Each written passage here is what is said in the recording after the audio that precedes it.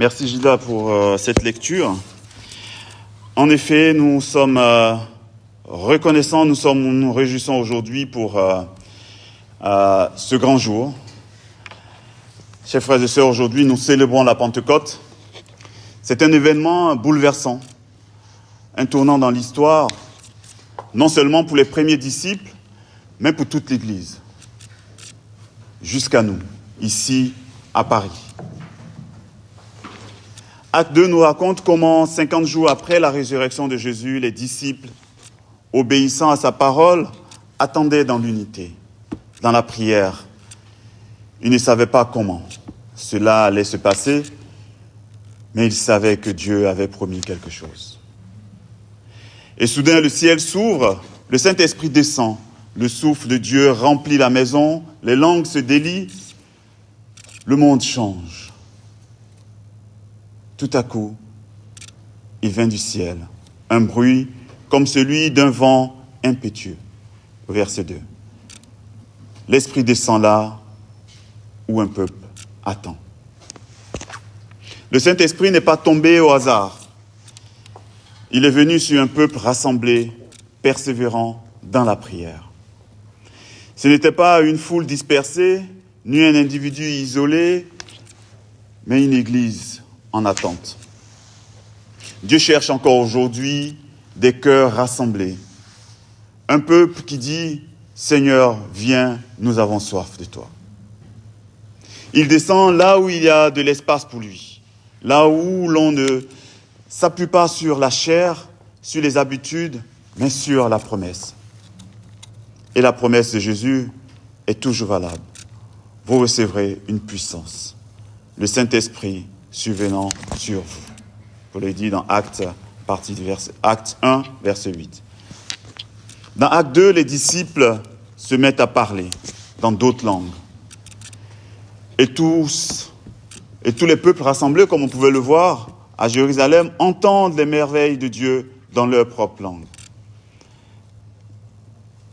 Oui, nous sommes là rassemblés ce matin. Nous avons différentes langues. Nous avons différentes cultures. Nous avons différentes origines. Mais nous sommes rassemblés là ce matin pour entendre parler le Seigneur. Et nous l'entendons. Et c'est une grâce de pouvoir entendre la parole de Dieu qui est traduite dans plusieurs langues. Dans plusieurs langues, dans ma langue maternelle, en français, en anglais, en espagnol, dans toutes les langues, nous voyons que la parole de Dieu est traduite. L'Esprit unit ce monde. L'Esprit de Dieu unit ce que le monde divise. Le monde veut opposer les peuples les uns contre les autres. Mais l'Esprit de Dieu veut ce matin nous unir, veut unir en fait ce que le monde divise. Il traverse les frontières culturelles, sociales et spirituelles. L'Esprit de Dieu ne fait pas acception en fait de nos origines culturelles, de nos origines sociales et de nos origines je ne sais de quoi.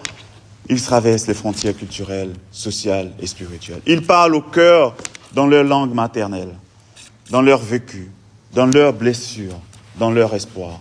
L'Esprit de Dieu nous parle dans ce que nous sommes, dans ce que nous vivons, dans nos propres expériences, dans nos familles, dans nos cœurs et dans nos maisons. L'Esprit de Dieu nous parle. Encore aujourd'hui, le même Esprit veut parler aux Parisiens. Il veut nous parler ce matin. Il veut parler aux familles, il veut parler aux étudiants qui sont découragés, sceptiques dans leur langue, dans leur langage. L'Esprit de Dieu veut nous parler ce matin dans notre langage. Je lisais en fait là quelques magazines de chrétiens adaptés aux jeunes, avec le langage des jeunes. L'Esprit de Dieu veut nous parler en fait au cœur, nous parler en fait avec notre langue, dans notre langue et dans nos mots. N'est-ce pas merveilleux ce matin, chers frères et sœurs, de savoir que l'Esprit de Dieu me parle dans la langue que je comprends. Et ce langage, c'est celui de l'amour, de la vérité, de la puissance de Dieu. Oui, ce matin, l'Esprit de Dieu transforme des hommes ordinaires en témoins puissants. Avant la Pentecôte, Pierre avait régné Jésus par peur. On avait vu pendant la Pâque que Pierre avait régné Jésus.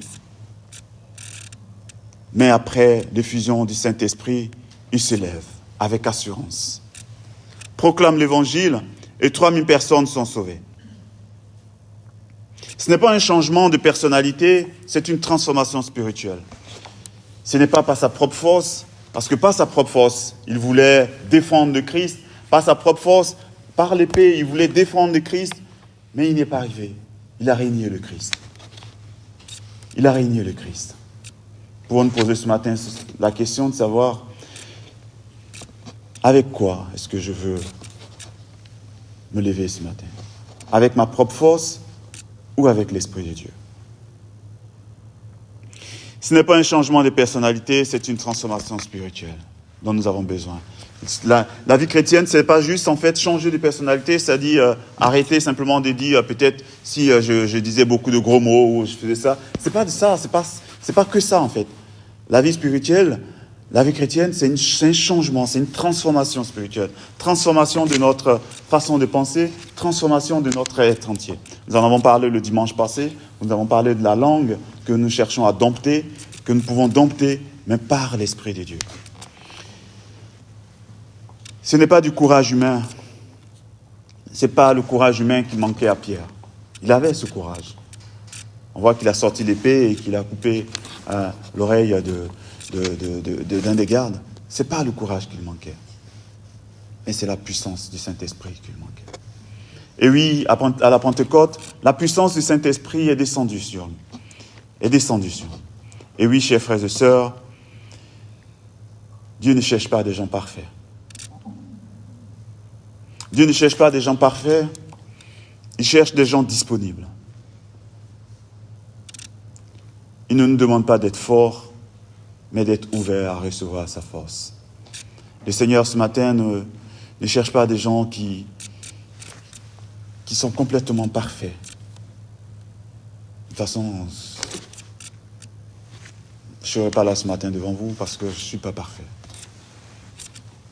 Mais le Seigneur veut des gens qui sont à l'écoute, disponibles à recevoir sa force. L'Esprit est pour aujourd'hui, pour toi. Pierre le dit clairement dans Actes 2, verset 39, « Car la promesse est pour vous, pour vos enfants et pour tous ceux qui sont au loin, en aussi grand nombre que le Seigneur les appellera. » Oui, le Seigneur nous appelle ce matin. Il nous a appelés aussi loin que nous étions géographiquement, de ce qui s'était passé il y a plus de 2000 ans, mais aussi loin de ce que nous sommes dans nos vies et dans nos comportements et aussi loin que nous sommes de lui.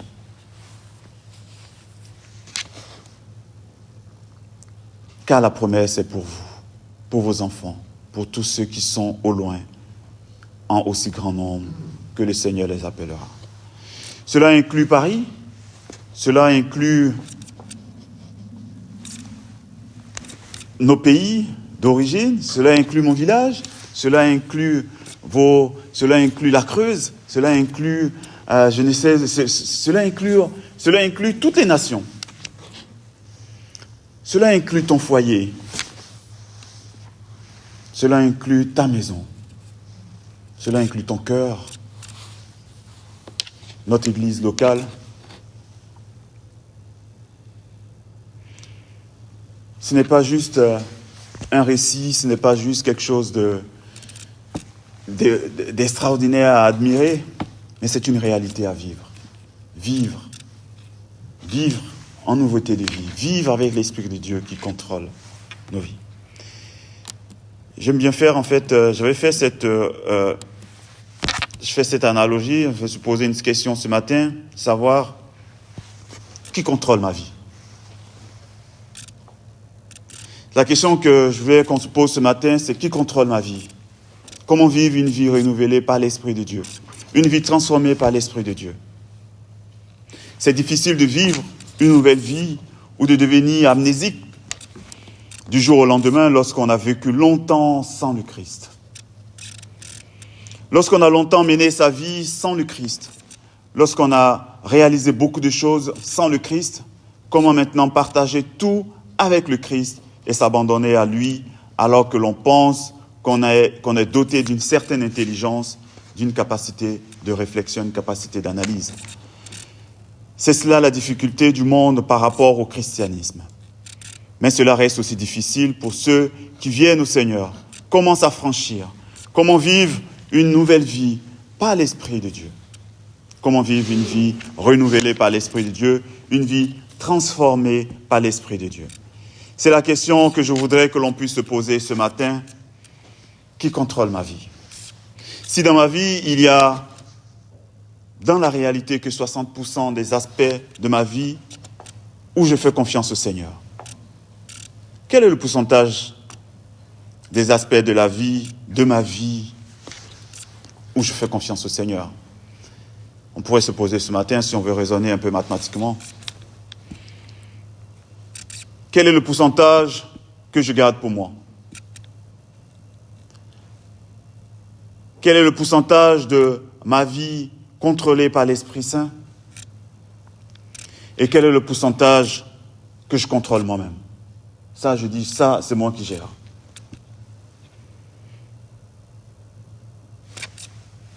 Je me pose la question, est-ce que toute ma vie est contrôlée par l'Esprit Saint? Est-ce que j'ai abandonné toute ma vie? Ou est-ce que j'ai abandonné une partie et je garde une partie à moi, que je contrôle moi-même?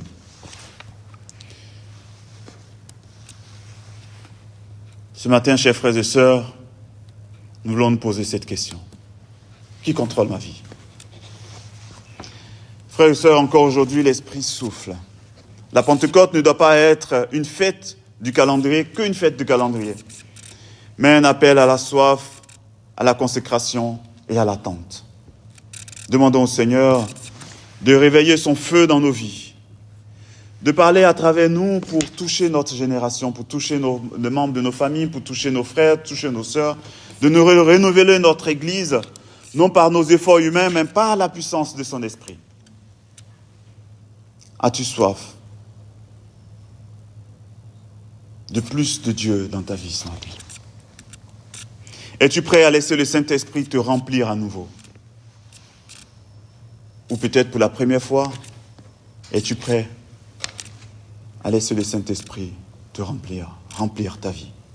Es-tu prêt à être un témoin comme Pierre dans ta ville, dans ton école, dans ton travail?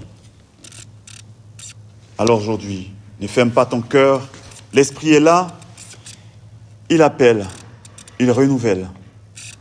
Pourrait dire ce matin, viens, Esprit Saint, remplis ton Église. Remplis ton Église de ton feu, du feu de l'Esprit Saint. Réveille ton peuple encore aujourd'hui. Réveille-moi, Esprit Saint, parce que je m'endors. Que le feu de l'Esprit Saint se renouvelle dans nos vies. Que ce zèle que nous avons eu lorsque nous avons accepté le Seigneur pour la première fois, que cela puisse revenir. Et que, comme ces premiers chrétiens, nous puissions être dans la joie, être encouragés, être fortifiés, être des témoins dans là où nous sommes.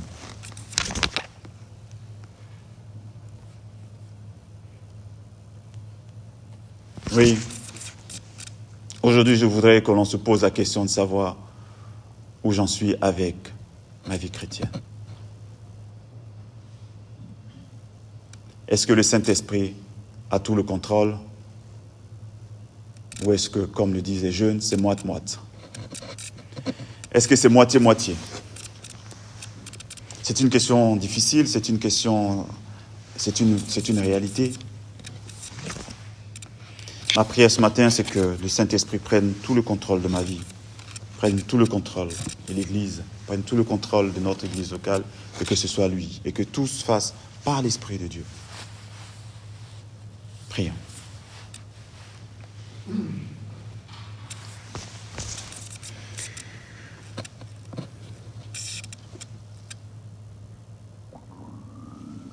Nous voulons nous inviter chacun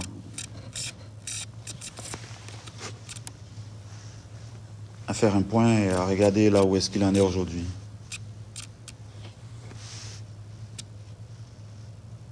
Si tu penses ce matin que l'Esprit de Dieu n'a plus trop de place dans ta vie,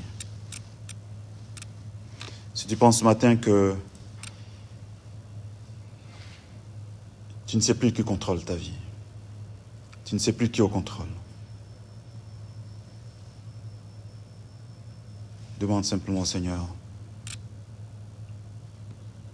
de revenir. Puis Seigneur, je t'invite à revenir dans ma vie, à reprendre ta place. Je te laisse, Seigneur, quelques poches de résistance dans ma vie.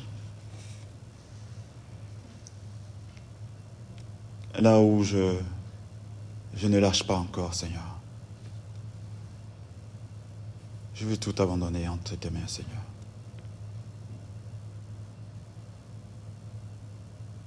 Je veux tout abandonner entre tes mains, Seigneur, ce matin. Viens, Seigneur, et que ton esprit inonde ma vie. Que ton Saint-Esprit prenne le contrôle.